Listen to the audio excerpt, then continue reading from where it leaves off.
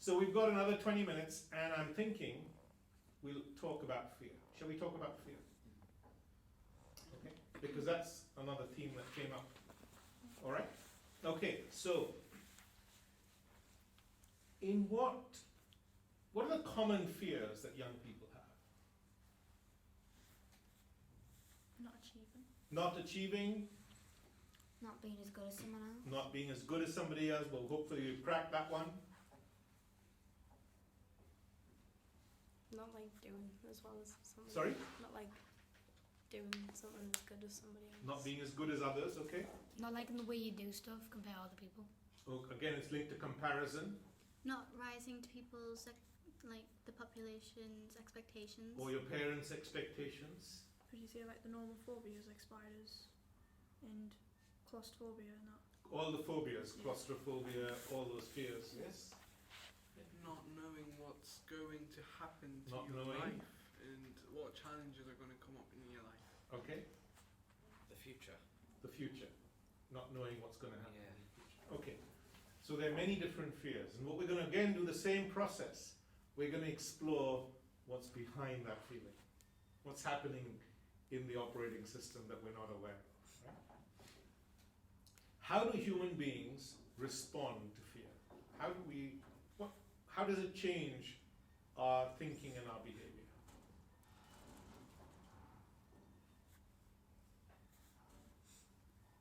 Do you do If- like the fight or flight? So like your body, like say if you want to run or if you have to stay and fight. Okay, so it creates that whole fight or flight response.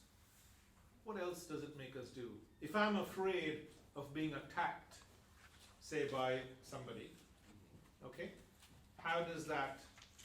if I'm a country and I'm afraid of being attacked by somebody, how does that make me behave? You're going to get your guards up. Get your guard up, You might get paranoid. paranoid, Defensive. defensive, and even more than that, Attacking, like, Violent. you get what? You get aggressive, right?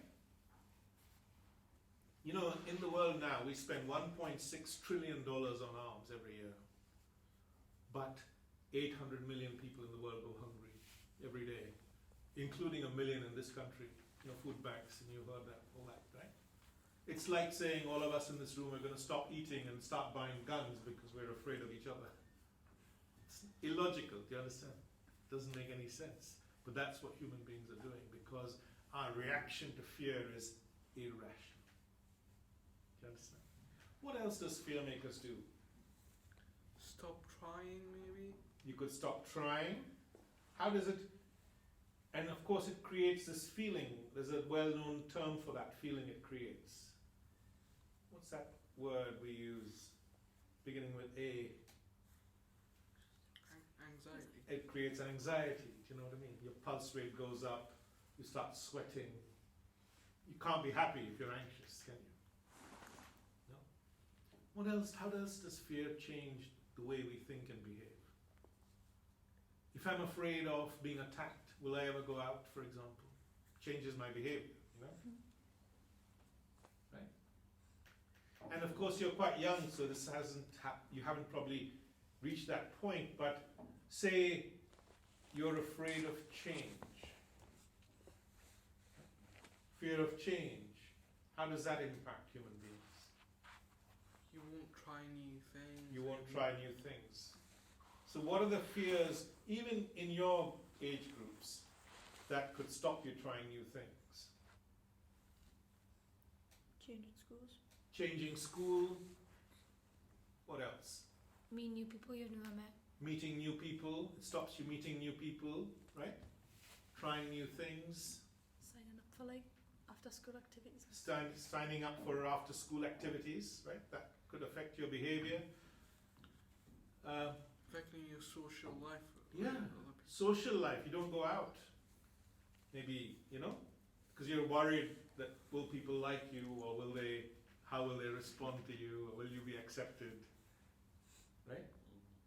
So fear can also make us prisoners of our own circumstances. Do you understand? Yes? Okay. How many of our fears actually come to pass? Very little of them. Really small percentage of them. Very small percentage. Anyone else? So, is everyone agreed that very few of our fears actually come to pass? Yeah? Would you say that? Yeah? Okay. All right. What is the root of fear? What's going on in my thinking that's creating this feeling of fear?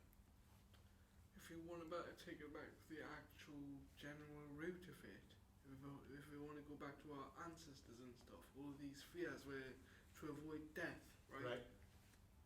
So But they now want to, that we've changed ourselves, so they're just something that we've got to deal with on our own without even fearing for our lives and everything. so you can divide fears into two groups. One is a physical, so I'm going to be attacked tomorrow, right?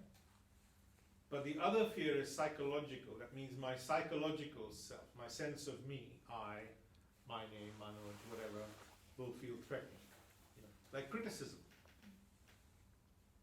Criticism feels almost like a physical attack, doesn't it? The pain we feel is almost the same as if someone hit you.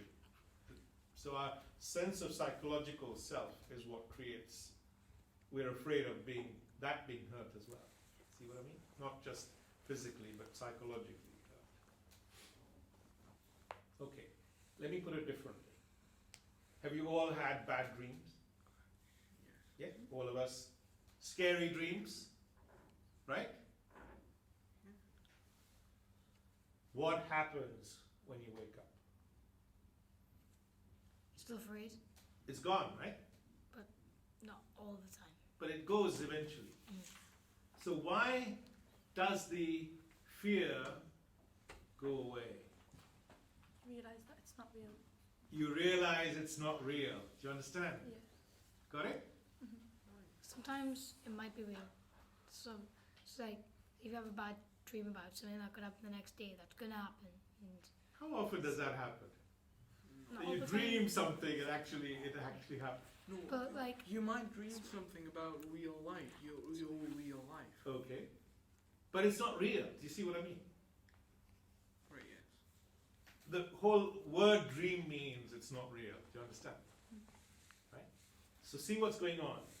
So there's a process of thinking which is not real, but we believe it to be true. Right? Got it? And then you snap out of it and you realize, oh my God, that was not real. And the fear finishes. It's gone. Okay? Different example. You're in a movie theater, right? Lights are down, and it's a scary movie. Do you actually get scared? Yes. You do, don't you? Right? We get scared in a movie sometimes, don't we?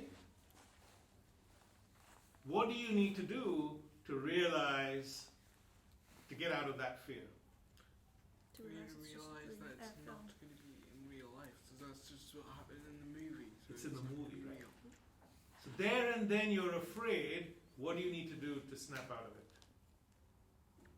Like snap out of the feeling. How do you do that? Think of something else, or But you're watching this movie and it's scary. Yes? you remind yourself it's not real. There we go. Got it? You remind yourself it's not real. But the minute you realize it's not real, the fear goes away. Got it? Right, yeah. Right? Do you understand? Mm. So, do you think the same process is at work in the daytime when we have all our fears? Because it's rooted in thinking, right? It's a thought process, right? It's based on something that we think is going to happen in the future. So therefore it's not real, because the real is now. Do you see what I mean? But it depends on what sort of fear you have got. Okay, So tell me. You can't snap out of the fear like when you're in the dark. Or like, imagine if you're in a real situation that is actually scary, not like criticism and stuff. Okay, so there's difference, we said. So that's not fear. So if you're criticizing me now, or you're attacking me with a knife now, then it's a challenge I have to deal with No, now. I'm saying if it's like a real fear, like being in the dark and like imagine being in the dark jungle and hearing like animal noises and stuff. Yes, yes, yes. You can't snap out of that because you need to have that fear to protect yourself. Okay, all right. So we're saying it comes back to exactly the same thing we said earlier. Can you help being afraid? No. No. Do you want to be afraid? Can you stop being afraid? By realising it's not real. Only if you realize it's not real. Yeah. Do you understand? That's what I'm trying to point out. Yeah. So we're saying that at the moment you realize what's going on, your intelligence awakens and you make the choices. So if you're in the jungle, you might think, well, I could be attacked by snakes and jaguars and so on, so I need to do the right thing to protect myself. Right? I'm walking down a street and the pubs are just, emptying and I need to be a bit careful. People are drunk. I'm crossing a street, I need to watch out for cars. So that's protected, right? So there's rational and irrational fears. Irrational fears could be millions of them. I'm going to die of cancer. My parents are going to die of cancer. The world is going to end, and so on. I'm going to fail my exam, whatever it might be. Got it? So the minute you realize that your fear is generated by your thinking process, right? And it's not real. Finishes. Your intelligence is awakened. And you're observing that process. You're watching that thought process and you're looking at it and saying, that's not real. That's not intelligent. You understand? What is the likelihood I'm going to fail my exam? Or be attacked, or whatever it might be. Okay? But there's one more thing we can do. Suppose I'm learning to ride a bicycle and I'm afraid of falling off. What's the one thing I can do that will finish my fear straight away? Protect yourself, like put on a helmet. Put out a helmet. What else can we do? It's a simple example, right? I'm trying to learn to ride a bicycle or play a new sport. And I'm afraid I'm going to fail. I'm going to fall off that bicycle. Can't you just fall off and then you see what happens? You could fall off, okay? Practice. You're very close. You could accept that you can fall off sometimes. Do you understand? So what I'm trying to say is, if you accept that something can happen, your fear of it finishes. Do you understand? What's the worst that can happen if you're sitting an exam? You're going to fail the exam, right? Just accept it. Right? Or you can sit it again. So whatever it is you might be afraid of, just say, throw the worst at me, I will sort it. I have the confidence to deal with it. But the problem with our lives right now is that when we fear of something, it just automatically connects to other fears. Yes. So if you fear failing an exam, you think, oh, what if I fail the exam? Then I'll not have a life. Then I'll be like, I don't know, then I'll have to sleep in the streets, and then I'll not have a job. Then I'll. Yes. And then you have to ask yourself, is that real? How real is that possibility? And you could apply your intelligence to it and say, right, if I'm afraid of failing the exam, I'm going to bloody work hard. I'm going to get down and graft, for example. Or you could practice, whatever it is you're afraid of doing. So acceptance is one way of getting rid of fear. Working, up to avoid it is another one. But the main one is to realize it's a product of our imagination. Do you understand? Do you get it? Don't take my word for it, please. You have to do the hard work of watching the next time a fear arises or anxiety comes up, to watch it and realize that's not intelligent. That's just imagination playing up. My mind is constantly going to think of the worst case scenario. You won't just go for an exam and think I'm going to pass and do really well. You'll go in thinking I'm going to fail and my life is going to come to an end, as you said, right? Do you understand? So if we accept things, then our fear can vanish. Right?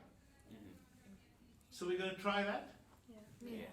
Okay? So we've got two things we're going to try today. One is about envy and comparison, and the other one is about fear and thinking. Okay? And they're both linked to the unconscious process of thinking that's working behind the scenes. All right? So if you enjoyed that today? Yeah. Okay. Yeah. You think we've learned something new? Yeah, Yeah. definitely. Well, if you like that, then maybe we could repeat